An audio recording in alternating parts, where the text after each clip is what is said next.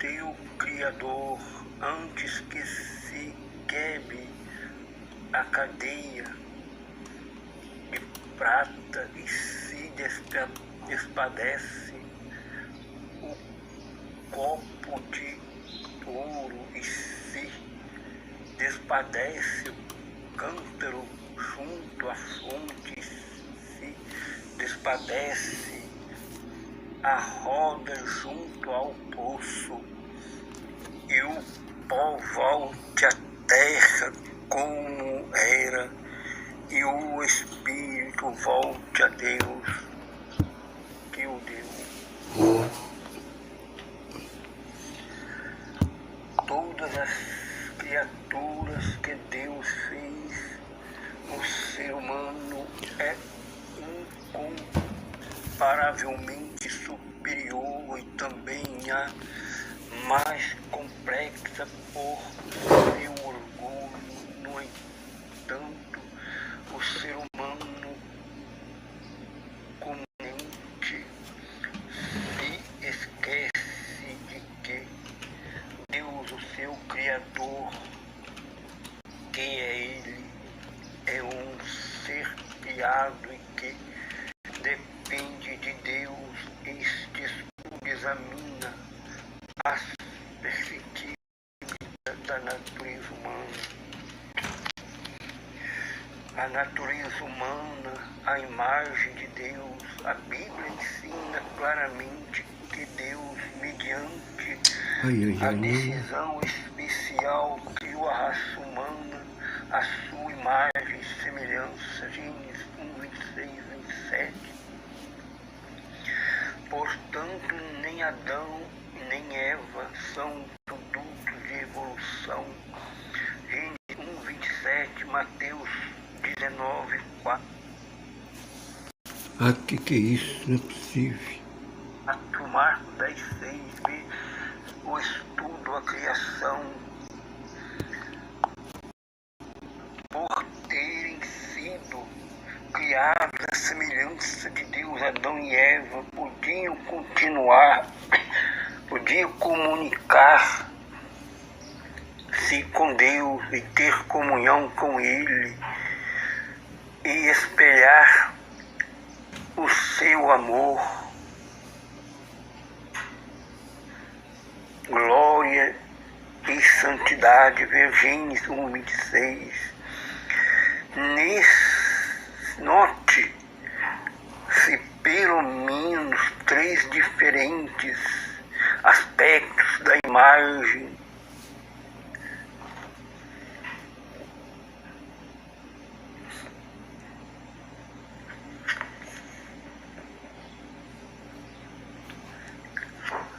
de Deus na raça humana. Gênesis 1, 26. Note, e a Eva tinha semelhança moral com Deus, por serem justos e santos. Efésios 4, 24. Com um coração capaz de amar e também determinado a fazer o que era bom. Tinham semelhança com Deus na inteligência, pois foram criados com espírito, emoções e capacidade de escolha. Gênesis 2, 19, 23, 6, 7. Deus plasmou no ser humano a imagem em que Ele mesmo lhe aparecia visivelmente no Antigo Testamento, Gênesis 18, 1, 2, e na forma que seu filho um dia tornaria, Lucas 1, 35, Filipenses 2, 7, 3, quando Adão e Eva pecaram, essa imagem de Deus neles foi severamente danificada, mas não totalmente destruída. Inevitavelmente,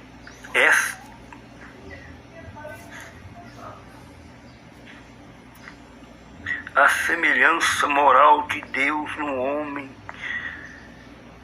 ficou arruinada quando Adão e Eva pecaram. Gênesis 6:5.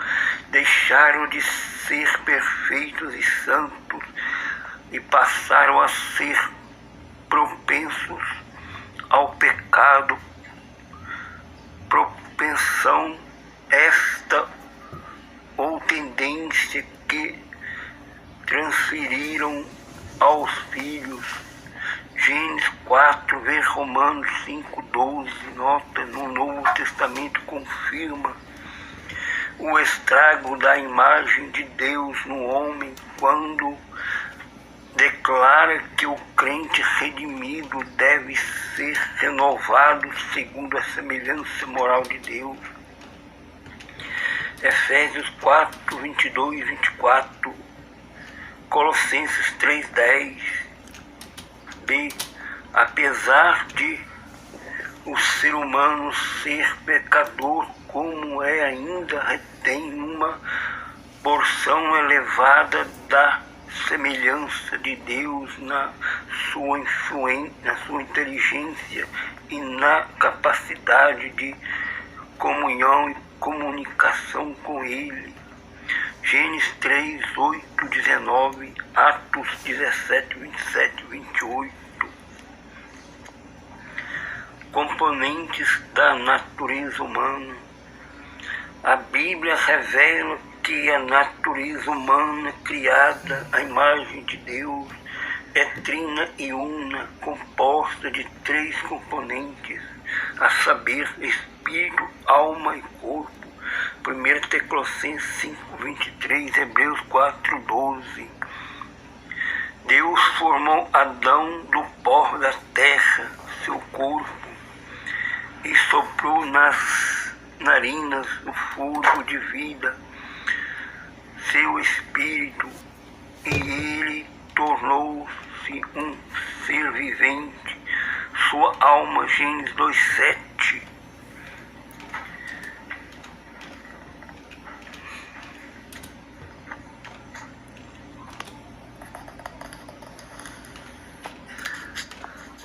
A intenção de Deus era que o ser humano, pelo comer da árvore da vida e pela obediência à sua proibição de comer da árvore do conhecimento do bem e do mal, nunca morresse, mas vivesse para sempre. Gênesis 2, 16 e 17. 3, 22 e 24. Somente depois da morte entrar no mundo com o resultado do pecado humano e que passou a haver a separação da pessoa em pó que volta à terra no espírito que volta a Deus. Gênesis 3, 19, 35, 18, 19. Eclesiastes 12, 7, Apocalipse 6, 9, vê o estudo, a morte. Em outras palavras, a separação entre o corpo por um lado e o espírito e a alma por outro lado é resultado do juízo divino sobre a raça humana por causa do pecado. Este juízo somente será removido mediante a ressurreição do corpo no último dia. Vê o estudo da ressurreição do corpo. A alma, frequentemente traduzida por vida, pode ser danificada de modo resumido como os aspectos. Frequentemente traduzida por vida pode ser danificada de modo resumido como os aspectos espírito, corpo e alma, juntamente com o espírito humano, continuará a existir após a morte física da pessoa. A alma está tão ligada à natureza imaterial imaterial do ser humano, que às vezes o termo alma é usado como sinônimo de pessoa. Levíticos 4, 2, 7, 20, Juízes 23. O corpo pode ser definido, em resumo, como o componente do ser humano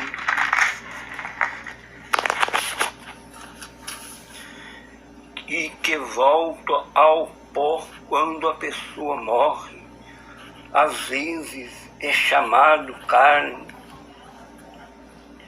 O espírito pode ser definido, em resumo, como o componente imaterial do ser humano em que reside nossa faculdade espiritual, inclusive a consciência, e principalmente através desse constituem desse componente que se tem comunhão com o Espírito de Deus. Desses três componentes que constituem a completa natureza humana, somente o Espírito e a alma são indestrutíveis e sobrevive à morte, para então surgirem para o céu. Apocalipse 6, 9, 24, ou para o inferno. Salmos 16, 10, Mateus 16, 26. Quando o corpo, a Bíblia ensina repetidamente que enquanto o crente aqui viver deve cuidar bem do seu corpo através da sua conservação isento de imoralidade e de iniquidade. Romanos 6, 6, 12, 13. 1 Coríntios 6, 13, 20. 1 Colossenses 4, 3, 4. E da sua dedicação ao serviço de Deus. Romanos 6, 13, 12, 1. Vê o estudo padrões de moralidade sexual. O corpo do salvo será transformado no dia da ressurreição, quando então a sua redenção estará completa. Isso para os que estão em Cristo Jesus. A responsabilidade do ser humano. Quando Deus criou o ser humano, Ele lhes confiou várias responsabilidades. Deus criou a sua própria imagem a fim de poder manter comunhão com Ele de modo amoroso e pessoal por toda a eternidade, para que Ele o glorificasse como Senhor. Deus desejava de tal maneira que o ser humano o amasse, o glorificasse e vivesse em santidade e justiça diante dele. Que quando Satanás induziu Adão e Eva à rebelião e desobediência a Deus, o Senhor prometeu que enviaria um Salvador a fim de redimir o mundo. Vê Gênesis 3,15. Vê o estudo da criação.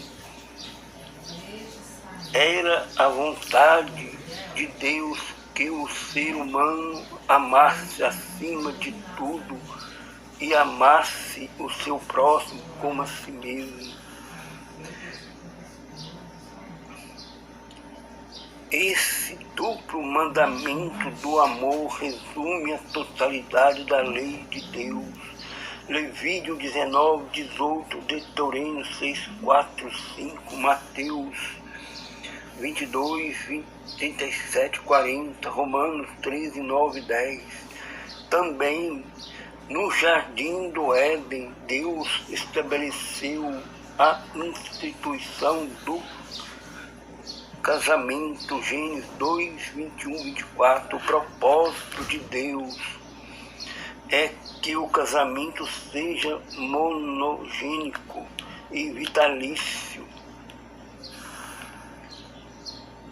Mateus 19, 5, 9, Efésios 5, 22, 33.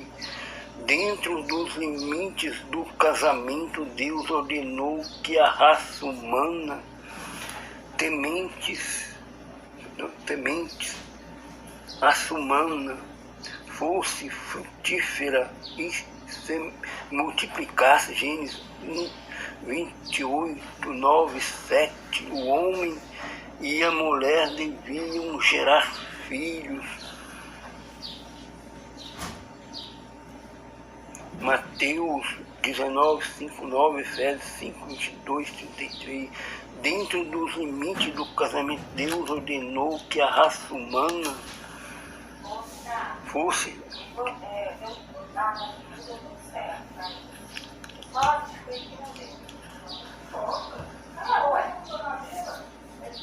temesse a Deus no ambiente do lar. Deus vê a família cristã e a criação de filhos sob a conveniência salutar doméstica como uma alta propriedade no mundo. Ver Gênesis 1, 28. Deus também ordenou que Adão e seus descendentes sujeitassem a terra. Ele disse: dominai sobre os peixes do mar e sobre as aves do céu e sobre todo o animal que se move sobre a terra. Gênesis 1, 28. Ainda no jardim do Éden, a Adão foi confiada a responsabilidade de cuidar do jardim e dar nomes aos animais. Gênesis 2, 15, 19, 20.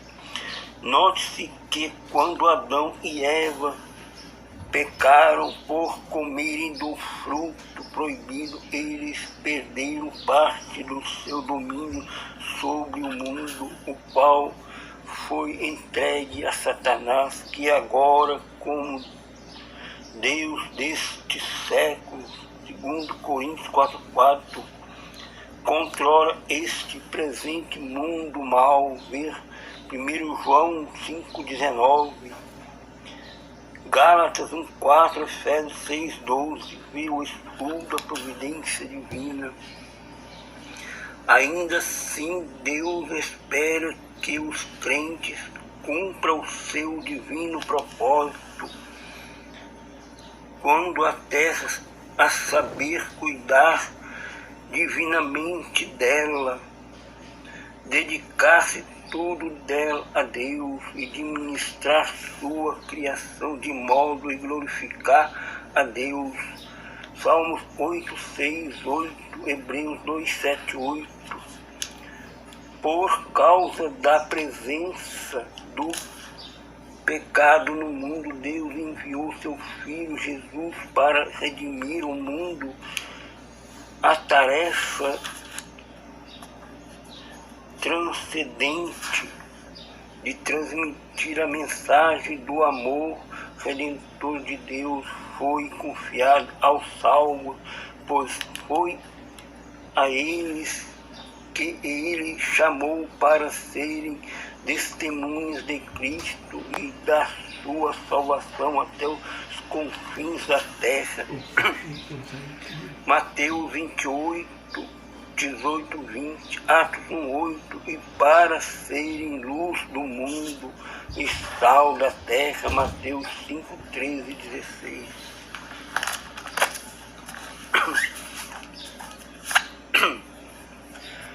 Hebreus 13, 4, padrões de moralidade sexual. O crente, antes de mais nada, precisa ser moral e sexualmente puro. 2 Coríntios 11, 2, Tito 2, 5, 1 Pedro 3, 2. A palavra puro significa livre de toda mácula e da lascívia. O termo refere-se à abstenção de todos os atos pecaminosos que incitam desejos incompatíveis com a virgindade e a castidade ou com os votos matrimoniais de pessoas. Refere-se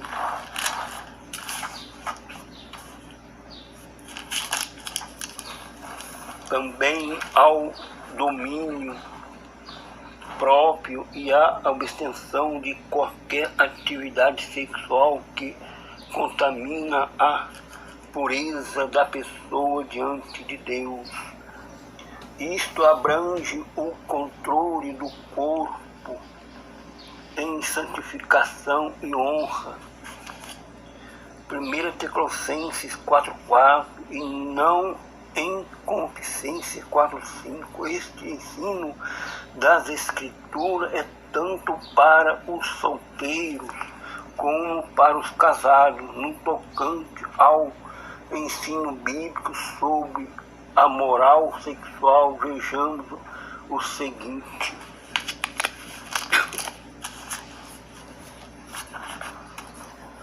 a intimidade sexual é ilimitada ao matrimônio. Somente nesta condição ela é aceita e abençoada por Deus. Gênesis 2:24, Colossenses 2:7, 4:12. Mediante o casamento, marido e mulher tornam-se uma só carne, segundo a vontade de Deus. Os prazeres físicos e emocionais normais decorrentes do relacionamento conjugal fiel são ordenados por Deus e por Ele honrados.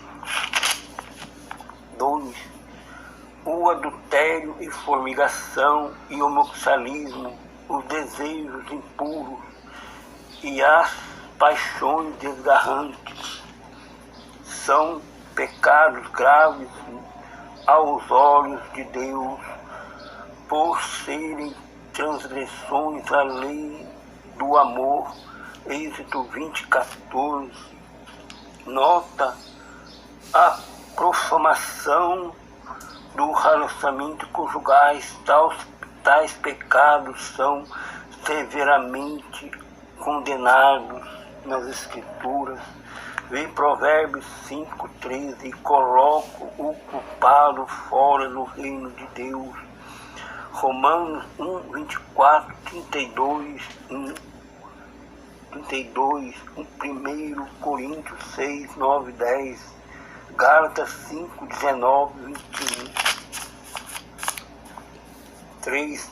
A imoralidade e a impureza sexual não somente inclui o ato sexual ilícito, mas também qualquer prática sexual com outra pessoa que não seja seu cônjuge.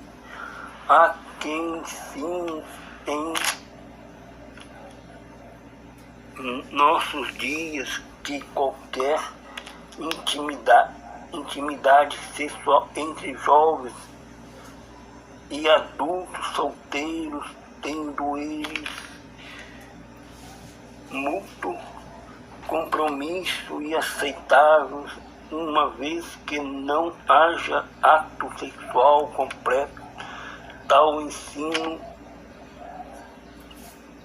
peca contra a santidade de Deus e o padrão bíblico da pureza de Deus. Proíbe explicitamente descobrir a nudez, ou ver a nudez de qualquer pessoa e não ser entre marido e mulher legalmente casados.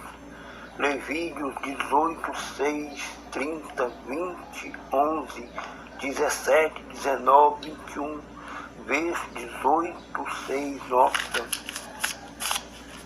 Quarto, o crente deve ter autocontrole e abster-se de toda e qualquer prática sexual antes do casamento, justificar-se intimamente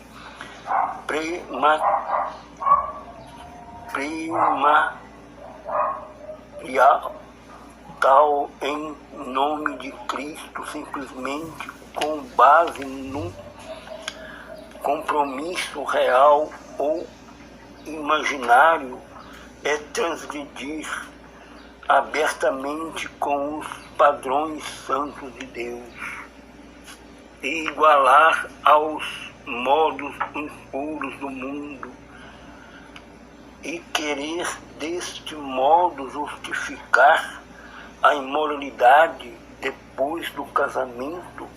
A vida íntima deve limitar-se ao conjunto. A Bíblia cita a temperança como um aspecto do fruto do Espírito no crente. E a conduta positiva e pura, constatando com tudo que representa prazer sexual e moral, como libertinagem, fornicação, adultério, impureza. Nossa dedicação à vontade de Deus pela fé abre o caminho para recebermos a bênção e o domínio próprio. Temperança, Gálatas 5, 22, 24. Quinto, temos bíblios descritivos da imoralidade e que revelam a intenção desse mal, a fornicação. Descreve uma ampla variedade de práticas sexuais extraordinárias, tudo o que significa intimidade e carícia fora do casamento é claramente transgressão dos padrões morais de Deus para seu povo. Levítico 18, 6, 30, 20, 11, 12, 17, 19, 21, 1 Coríntios 6, 18, 1 Tessalonicenses 4, 13. A lascívia denota a ausência de princípios morais, principalmente ao relacionamento pelo domínio próprio, que leva à conduta virtuosa. Ver 1 Timóteo 2,9.